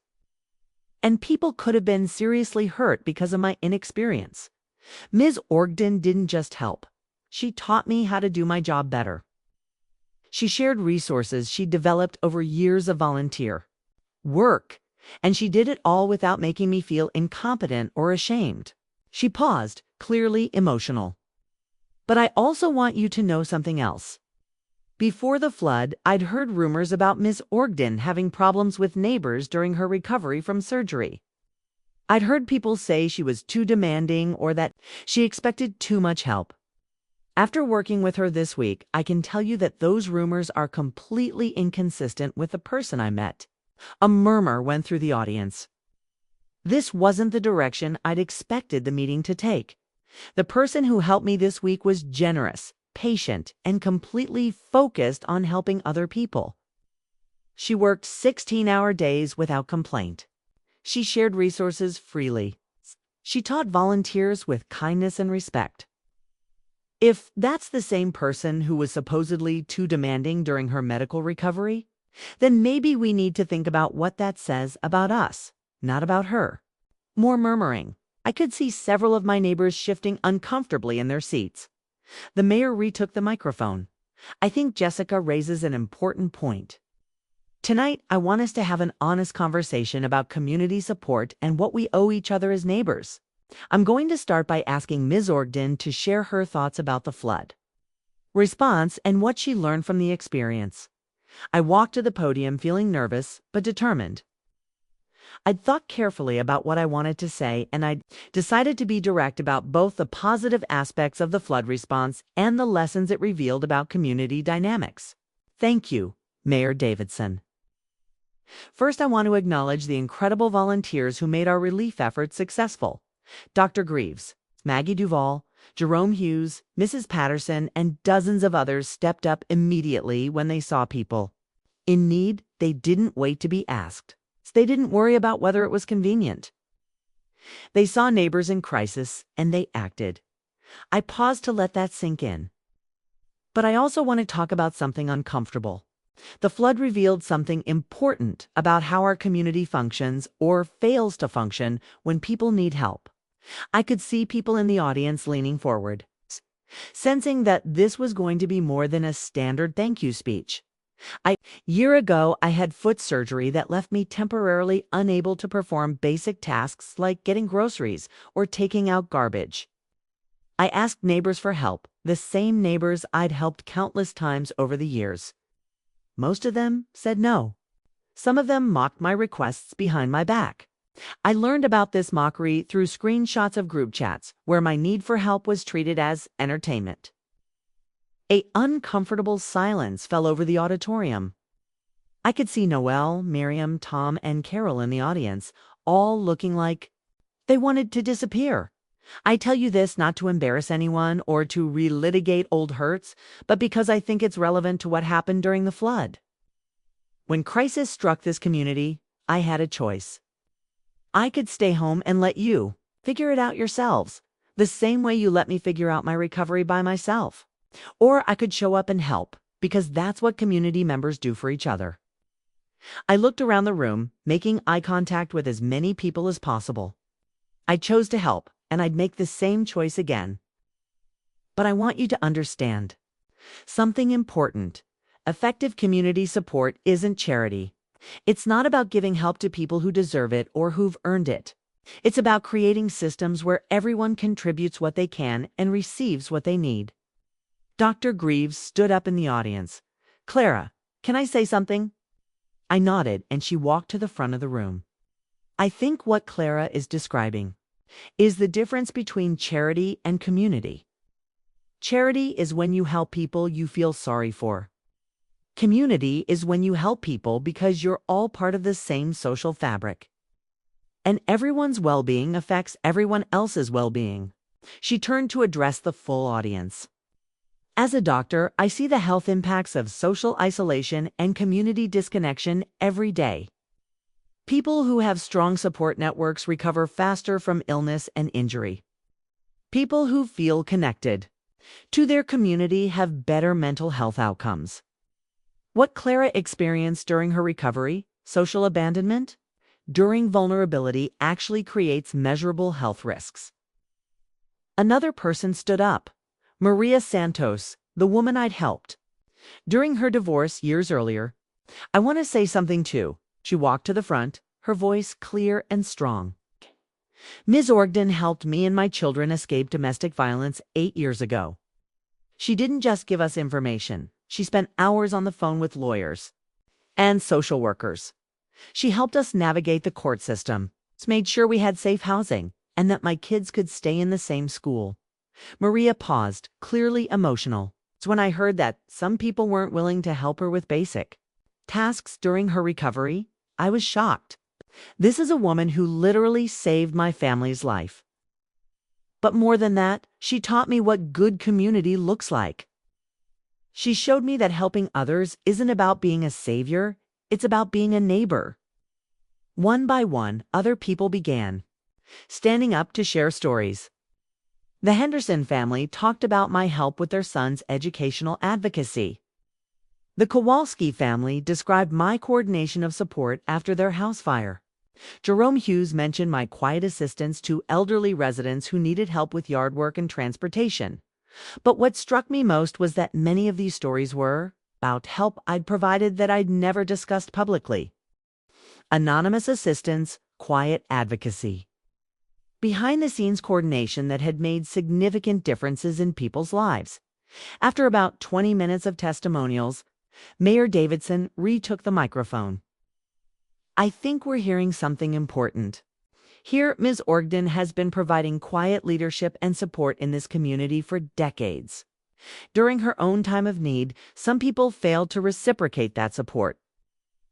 But during our recent crisis, she stepped up again and showed us what effective community leadership looks like. He paused, looking around the room. The question for us going forward is, what kind of community do we want to be? Do we want to be the kind of community where help flows only one direction? Where people are comfortable taking support but not giving it? Or do we want to be the kind of community where everyone contributes what they can and everyone receives what they need? Lori Brenner stood up in the audience. I'd like to say something. She made her way to the front, looking nervous but determined. I was one of the people who failed Klara during her recovery. I said things that were cruel and unfair. I made excuses instead of offering help, and I want to publicly apologize for that. She turned to face me directly. Klara, I'm sorry. You deserved better from me, and from all of us. You'd been there for so many people over so many years, and when you needed the same consideration, I failed you. There's no excuse for that. She turned back to the audience. But I also want to say that watching her handle the flood response taught me something important. She didn't help us because we deserved it. She helped us because that's who she is. And if we want to be worthy of that kind of community leadership, we need to become the kind of people who would provide the same support to others. More apologies followed. Noel acknowledged his failure to help with basic tasks during my recovery. Miriam admitted to participating in the group chat mockery. Tom Bradley expressed regret for treating my requests for help as burdensome rather than as opportunities to reciprocate years of support. But what surprised me was that the apologies didn't feel like the main point of the conversation. The main point was the collective recognition that we needed to do better as a community. And that doing better required honest examination of how we treat each other during vulnerable times. Finally, Mayor Davidson asked the question I'd been Expecting Miss Orgden, given everything you've shared tonight, what would you recommend for moving forward? How do we build the kind of community where what happened to you during your recovery doesn't happen to anyone else? I walked back to the podium, feeling the weight of the moment. This was my opportunity to shape how the conversation moved from acknowledgement to action. First, I said we need to be honest about the fact that everyone will need help at some point. Age, illness, injury, job loss, family crisis, life comes for all of us eventually. The good community prepares for that reality instead of pretending it won't happen. Second, we need to create systems that make mutual support easier and more normal. Formal volunteer networks, neighborhood support groups, community resource sharing. We need to make helping each other a regular part of how we function, not just something we do during emergencies. Third, we need to teach our children what community support looks like. They need to see adults helping each other, not just during crises, but during ordinary times. They need to learn that receiving help gracefully and giving help generously are both important life skills. I paused, thinking about the most important point. But most importantly, we need to understand that community isn't just geography. It's about shared values and mutual commitment. You can live next door to someone for 20 years and not be part of their community if you don't share a commitment to caring for each other. The meeting continued for another hour, with people sharing ideas for formal support systems, volunteer coordination networks, and community building initiatives. By the time we adjourned, we had the framework for several new programs and a commitment to meet monthly to assess progress as people filed out of the auditorium. Many stopped to thank me or to express support for the initiatives we'd discussed. But what struck me most was the tone of the conversations. People weren't just apologizing for past failures, they were expressing genuine interest in building something better. Maggie waited for me as I packed up my materials. "How do you feel?" she asked. "Exhausted," I said honestly, but also hopeful. "I think we might actually change some things." "You know what I noticed?" she said. "Half the people who spoke tonight had never heard the stories about your volunteer work before. They knew you were involved in things, but they didn't know specifics. They didn't understand the scope of what you'd been doing for people." She was right. Many of the testimonials had been revelations for people in the audience, including some of my immediate neighbors. "Maybe that's part of the problem," I said. "I kept too much of my community work private. People benefited from it, without understanding where the help was coming from or what kind of effort it represented. Or maybe," Maggie suggested, "people just weren't paying attention to what was happening around them. Maybe they were too focused on their own lives to notice who was quietly taking care of the community." As we walked out to the parking lot, I realized that the evening had marked a turning point, not just for the community, but for me personally. For the first time since my surgery, I felt like my place in Millbrook Falls was secure and valued. But more importantly, I felt like that place was now based on mutual respect and shared commitment rather than one-way service. The flood had washed away the old dynamics and revealed the possibility of something better. Tonight's meeting had been the first step toward building it. Walking to my car after the meeting, I was stopped multiple times by people wanting to continue conversations or share additional thoughts. Mrs. Chen from the library board wanted to discuss establishing a formal community support coordinator position. A young mother named Sarah Walsh asked about creating a neighborhood check-in system for elderly residents. Even people I barely knew expressed interest in volunteering for the new initiatives we discussed. But the most meaningful conversation was with Dr. Greaves, who walked with me to my car. "You know," she said, "tonight reminded me why I moved to a small town. This is what community can look like when people are honest with each other and committed to doing better. I hope so. But I've learned not to assume that good intentions automatically translate into sustained action." True, but you've also created something different this time. You've built actual systems and structures instead of just relying on individual goodwill. That makes a difference. She was referring to the specific programs we'd outlined during the meeting. a formal volunteer coordinator network, neighborhood, support pods, regular community check-ins for vulnerable residents, and a resource sharing system for people facing temporary challenges. The flood relief effort was a proof of concept, she continued. You showed people what organized, effective community support looks like.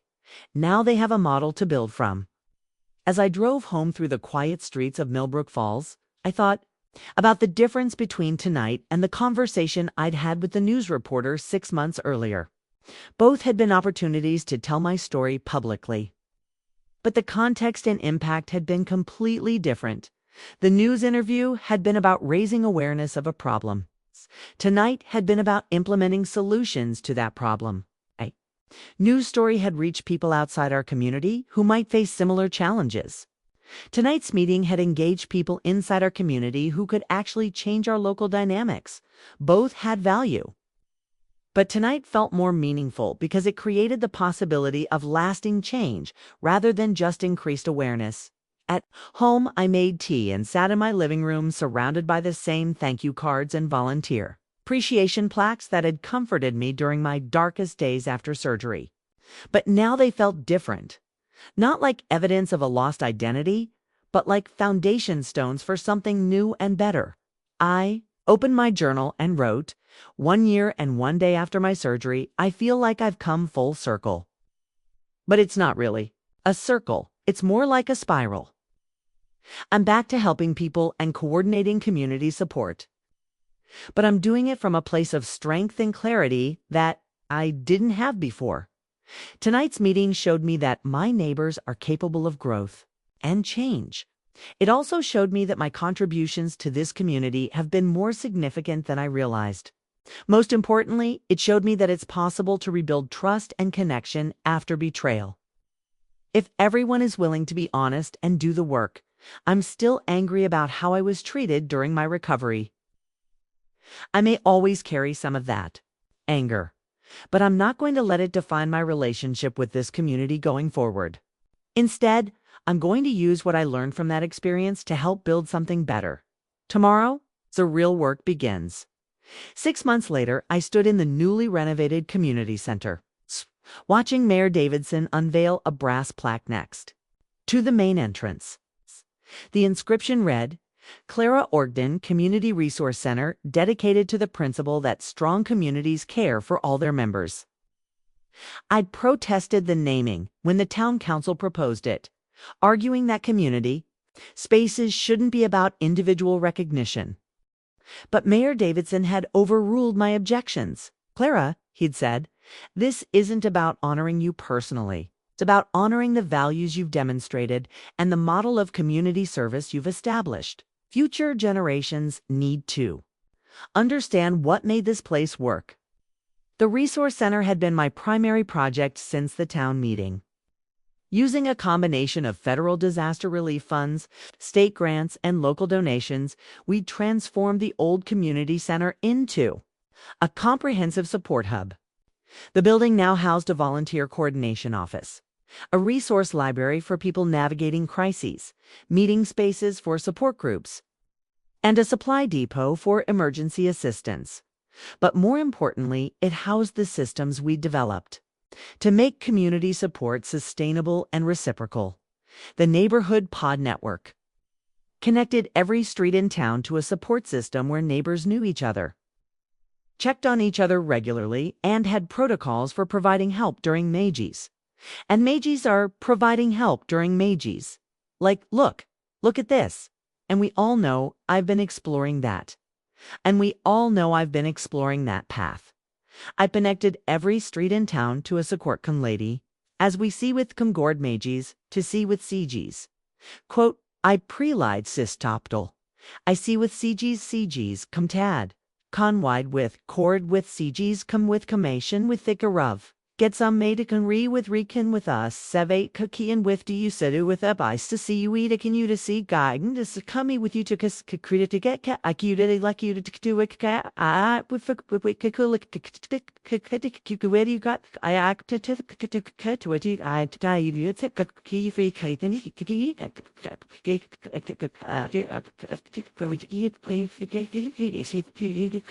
both emergencies and ordinary challenges. Each pod had trained coordinators who knew their neighbors' needs, skills, and resources. The community care coordinator position, a paid role funded by the town budget, ensured that someone was always responsible for connecting people with, help maintaining resource databases, and identifying emerging needs before they became crises. The mutual aid registry allowed residents to both request help and offer assistance in a systematic way. Need someone to pick up prescriptions? There's a list of people who volunteered for that. Have a truck and some free time. There's a list of people who need help moving furniture or hauling debris. Most importantly, all of these systems were designed around the principle of reciprocity. Everyone was encouraged to both give and receive help according to their abilities and circumstances. The goal wasn't charity, it was genuine community, mutual support. You know what I love most about this? Maggie said, joining me as I watched children play in the new children's area while their parents attended a financial planning workshop.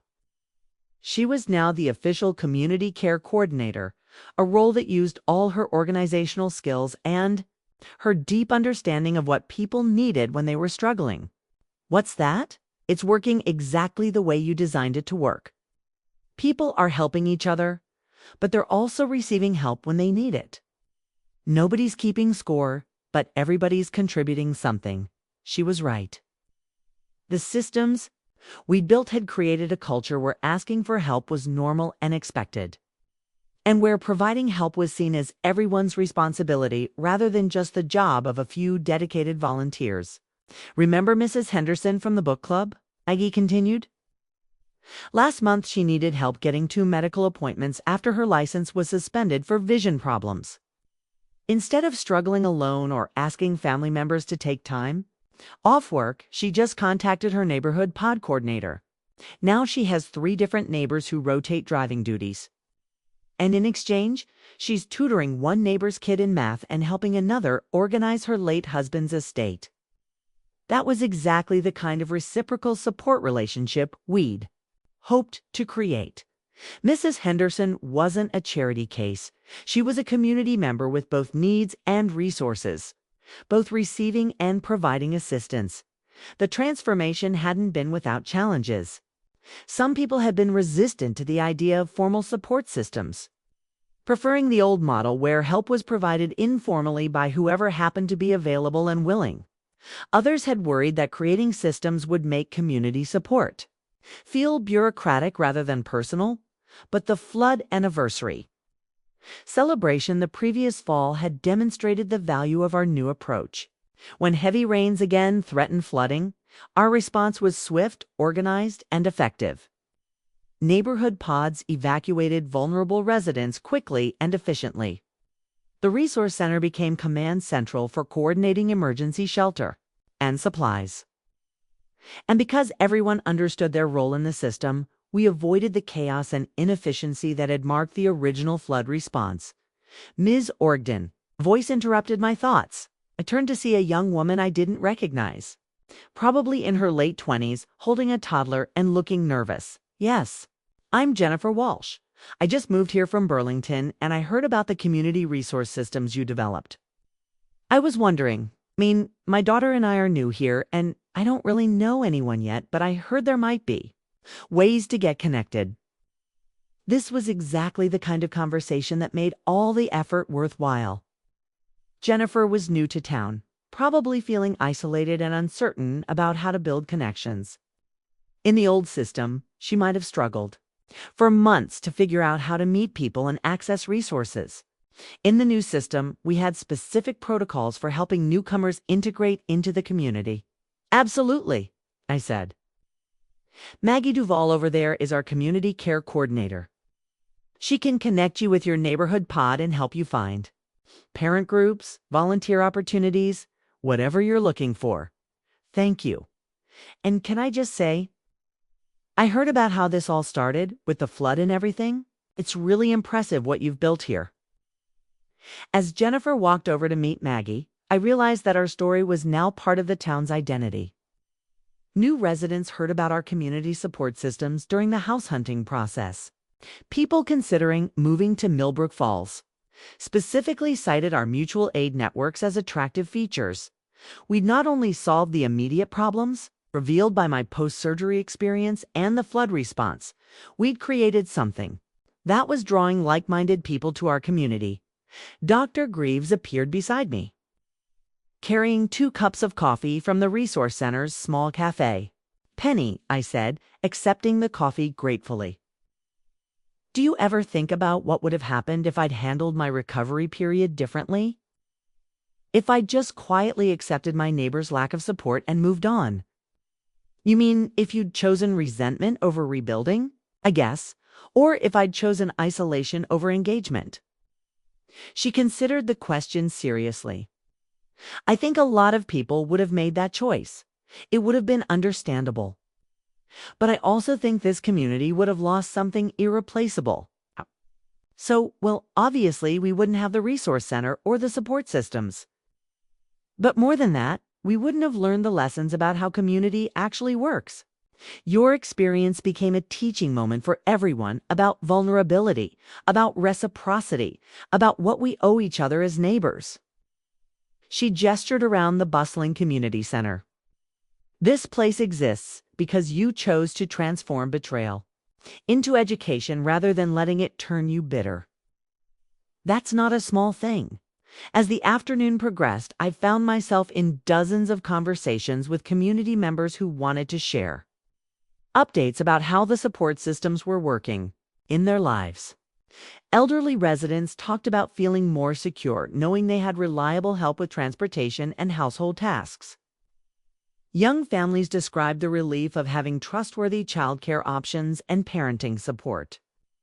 People facing job loss or health crises shared stories about receiving practical assistance and emotional support during difficult transitions.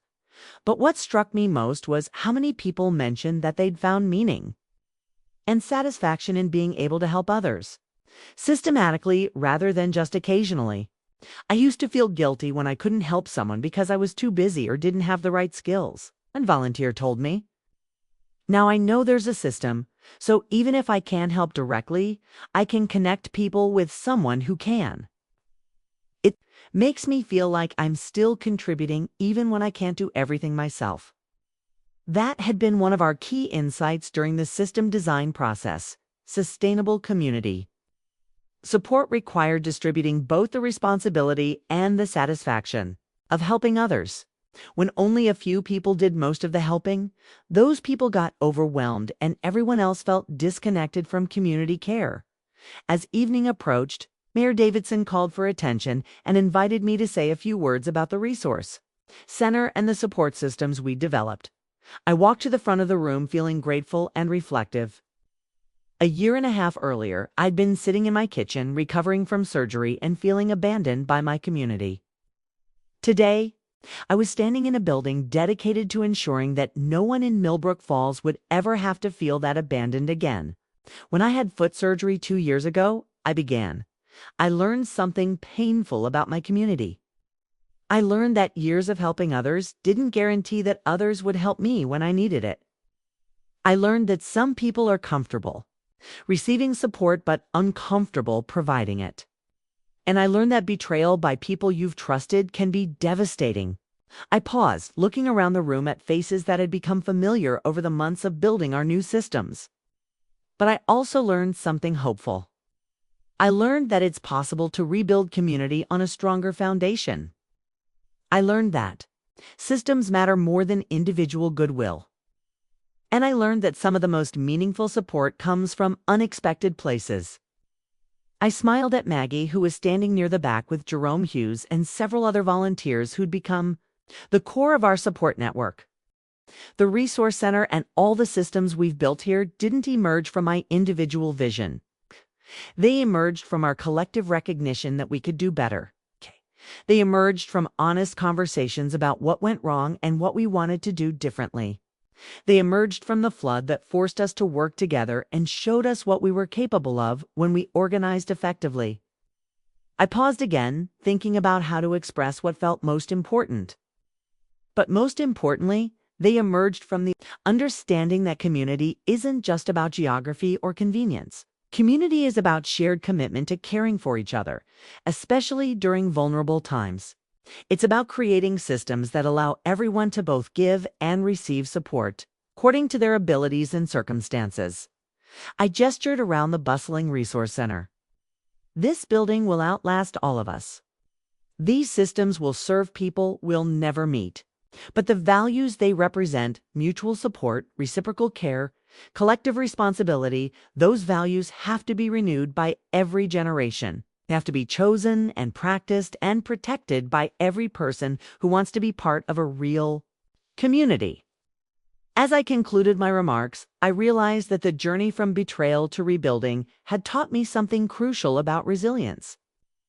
It's not just about bouncing back from disappointment or trauma. It's about using those experiences to build something better than what existed. Before my neighbor's failure to support me, during my recovery had been genuinely hurtful and had forced me to question assumptions I'd held for decades about friendship and community. But it had also created an opportunity to examine those assumptions and design better ways of caring for each other. The flood had been a genuine disaster that had caused real harm to families and businesses. But it had also created an opportunity to demonstrate what effective community response looked like and to build lasting systems from that.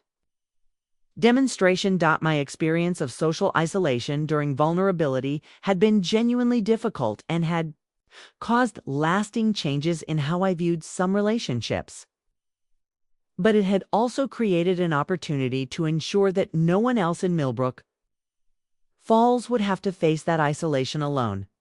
As the dedication ceremony concluded and people began to clean up, I found myself alone for a few minutes in the main room of the Resource Center. I looked around at the bulletin boards covered with volunteer opportunities and resource information. The meeting spaces where support groups and educational workshops would happen. The children's area where parents could bring kids while accessing services. This was what recovery looked like, I realized. Not just bouncing back to where you were before, but building something stronger and more sustainable than what existed before. Not just healing from betrayal, but creating systems that would prevent others from experiencing similar betrayal. Maggie found me there as I was gathering my things to leave. "You okay?" she asked. "I'm perfect," I said, and I meant it. Tired, but perfect. "You know what I realized today?" she said. "This whole thing started because you needed help getting your garbage cans to the curb. And now we have a comprehensive community support system that serves hundreds of people. That's quite a return on investment for some trash bins." I laughed, recognizing the truth in her observation. Sometimes the smallest failures reveal the biggest opportunities for improvement. "Key," I said, "thank you for showing up when I needed help, for helping me build all of this, for becoming the kind of friend I didn't know I needed. Thank you for teaching me what community leadership actually looks like, and for showing me that it's possible to turn betrayal into something beautiful." As we walked out of the Resource Center together, I thought about the letter I'd received that morning from Maria Santos, the woman I'd helped during her divorce years earlier. She was now running a domestic violence shelter in Burlington and had written to tell me that she'd implemented our mutual aid model in her organization. "You taught me that helping others heal helps you heal too," she'd written. "But you also taught me that sustainable helping requires sustainable systems. The Resource Center model is exactly what we needed here." Our work in Millbrook Falls was spreading to other communities, inspiring other people to examine their own support systems and build something better. The betrayal that had started my journey was becoming a catalyst for positive change in places I'd never even visited, that felt like the deepest kind of healing, not just recovering from harm, but transforming that harm into help for others facing similar challenges. As I unlocked my car, I realized I was looking forward to tomorrow in a way I hadn't since before my surgery. There would be new volunteers to train, new systems to refine, new people to help integrate into our support networks.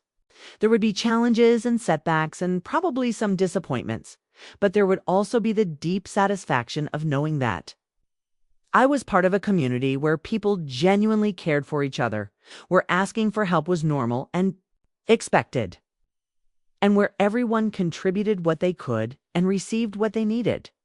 I'd learned the hard way that not all neighbors are friends, and not all friends are neighbors. But I'd also learned that it's possible to build genuine community with people who share your values, regardless of where they live or how long you've known them. The Resource Center would serve people for decades to come. The support systems would evolve and adapt to meet new challenges. But the fundamental lesson would endure, that real community requires intention, effort, and the courage to demand better when current systems fail. 2 years ago, I'd been a woman recovering from surgery who felt abandoned by her community. Today, I was a woman who had helped build a community worth being part of. The transformation hadn't been easy, but it had been worth every difficult conversation, every sleepless night spent planning systems, every moment of doubt about whether change was really possible. Sometimes the most important thing you can do when people fail you is show them what they should have been doing all along. Not as punishment or revenge, but as education and hope for something better. That evening, I sat in my kitchen with tea and my journal, surrounded by the same books and mementos that had comforted me during my darkest days. But now they felt like artifacts from a previous life, still meaningful, but no longer the primary source of my identity and purpose. I wrote 2 years ago today. I went into surgery trusting that my community would support me during recovery. That trust was betrayed in ways that changed how I see friendship, neighborhood, and mutual obligation. But that betrayal also led to the most meaningful work of my life. It led to systems that will help thousands of people over the coming decades. It led to relationships built on mutual respect and reciprocal support. It led to a community that actually lives up to its ideals rather than just talking about them. I wouldn't choose to go through the pain and humiliation again, but I'm grateful for what it taught me and what it made possible. Tomorrow, someone new will move to Millbrook Falls and need help getting connected. Someone will face a health crisis and need practical support.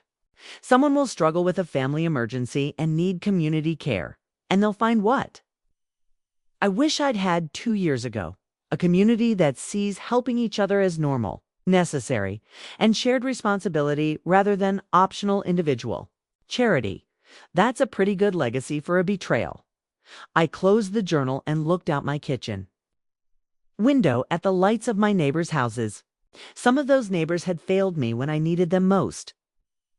Others had stepped up in ways that surprised and moved me. All of them were now part of a community that was stronger and more caring than the one that had existed before. The lights looked the same as they had 2 years ago, but everything else had changed, including me.